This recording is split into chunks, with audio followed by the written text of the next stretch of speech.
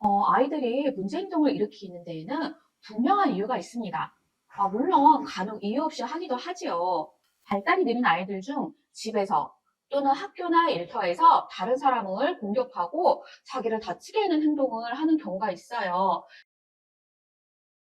이런 행동을 하면 어떻게 하면 없앨 수 있을지 많은 학자들이 연구를 했습니다. 그 결과 이런 행동을 하는 이유가 환경 요인의 강화를 받아서 발생한다는 걸 알게 되었어요. 다시 말해서 어떤 불쾌한 자극을 피하려고 우연히 문제가 되는 행동을 했는데 그 상황을 피할 수 있게 된 거죠. 그렇게 되자 이런 행동을 더 많이 하게 된 거예요. 그래서 학자들은 사람들이 문제 행동을 하는 이유, 즉 원인을 찾았고 이걸 크게 네 가지로 분류를 했어요. 첫 번째, 다른 사람의 관심을 얻기 위해서입니다. 예를 들어서 아이가 수업 시간이 너무 지루해서 우연히 자리에서 일어나 돌아다녔더니 선생님이 안 돼! 라고 말하며 주의를 주었다고 생각해 봅시다. 아이는 가만히 앉아서 지루한 시간을 견디는 것보다 수업 시간을 돌아다니면 선생님이 나를 보고 말을 하는 걸 알게 된 거죠. 즉, 선생님의 관심을 받을 수 있다는 걸 알게 된 거예요. 이후부터 더 자주 자리에서 일어나 돌아다니게 된 거예요. 두 번째, 하기 싫은 일을 하지 않으려고 해요. 쉬는 시간에 신나게 노는데 시작종이 쳤어요. 아이가 교실에 들어가기 싫어서 울고불고 소리를 지르면서 생떼를 부리는 거예요. 그랬더니 선생님이 조금 더 놀아 하고 시간을 더 주었다고 해봅시다. 이후부터 아이는 하기 싫은 행동을 해야 할 때 더 크게 생떼를 부리겠죠. 세 번째, 반대로 선호하는 물건을 얻거나 하고 싶은 활동을 하기 위해서 해요. 아이가 온종일 태블릿으로 동영상을 보고 있다고 생각을 해봅시다.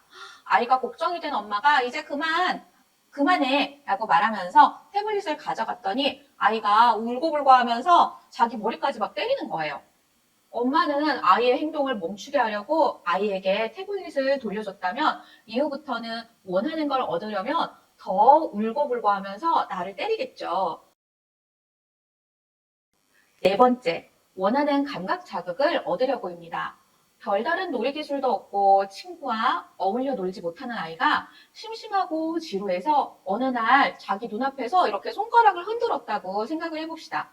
그런데 아이가 이 행동이 너무 재밌고 즐거웠던 거예요. 이후부터는 이런 감각 추구 활동을 더 자주 많이 하겠죠. 이렇게 총 네 가지를 행동의 기능, 다시 말하면 행동의 원인이라고 합니다. 여기에 더해 몸이 아플 때 문제 행동을 하는 경우도 있어요. 예를 들어서 몸이 아픈데 어디가 아픈지 제대로 표현하지 못하는 아이가 있어요. 이 아이는 이 아픈 고통을 줄이려고 자기 자신을 때리기도 합니다. 또 잠을 잘 자지 못했거나 배변 활동이 불편해서 배가 아플 경우에도 이런 좋지 않은 몸 상태를 표현하기 위해서 문제 행동을 한다고도 해요. 하지만 문제 행동을 하는 이유는 앞에서 얘기한 한 가지에 해당할 수도 있지만 여러 가지 이유가 복합되어 있을 수도 있어요. 예를 들어서 수업 시간에 갑자기 귀를 막고 소리를 지르는 아이가 있다고 생각해 봅시다. 이 아이의 행동을 파악해 보면 소리를 지르는 이유는 공부가 하기 싫은 것이고 귀를 막는 건 과제가 너무 어렵고 지루해서 감각 추구를 하는 것일 수 있어요. 사실 이런 문제 행동을 보고 바로 행동의 원인을 바로 알아내기는 어렵습니다.